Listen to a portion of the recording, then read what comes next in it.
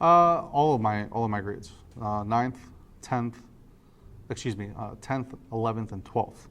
I felt like all of them really grasped what was going on in the conversation, understood the seriousness of it, and understood that there was a lot of potential things that these young men and women could potentially go on and do. And it was really good to have sometimes I feel like they're so used to seeing the teacher in front of them that it's a role model that they're kind of used to. But when they get to see somebody different, from a different atmosphere, from a different background, and at the same time the same background, it kind of opens their eyes up a little bit and lets them know, like, hey, I can really do something. Here's a prime example of somebody who, stuck with it, was focused, was diligent, was responsible, and made it. I was captivated, and I wasn't even one of the kids. I'm happy my kids stayed quiet so I could keep on listening to all the stories. And I think that's the best thing I think about it was the stories. It was very relatable. You wanted to see what happened in XYZ scenario. So it was very, it really caught your attention. It really kept you in and listening the entire time. And I would glance over to my kids and they were just, it's like they were watching like their favorite show on TV. They were just like in awe, just listening and listening. So that I thought was very impressive and almost envious of how diligent and how their attention span was that day.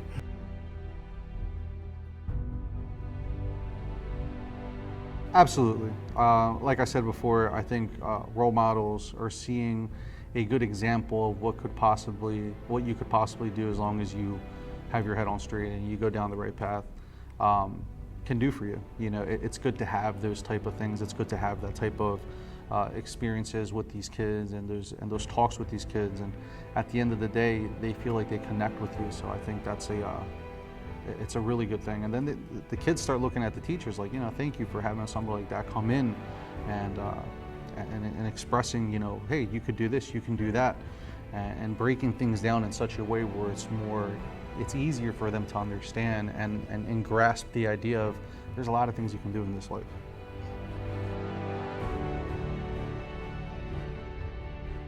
You want to have him come and speak because he takes control of that class and he makes sure he grabs the attention of everybody. And that's something, especially in a high school setting, from the experience that I can give you, it's hard to do. It's hard to grasp these high schoolers' minds. They have their minds on 50 million things, their life, girls, guys, whatever. Their minds are set on that. But to be able to come in and immediately connect with them and grasp them, that's a talent that I think can't be overlooked.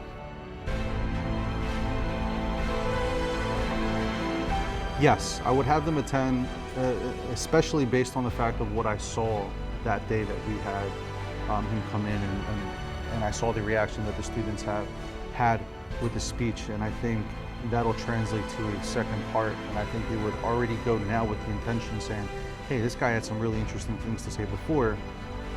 I can only imagine now that we have more time with him, more interesting things and more impressive things are going to start coming to mind.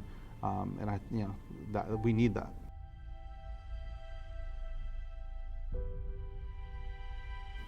Oh, absolutely. Because this way I can sit back and listen to more of the stories.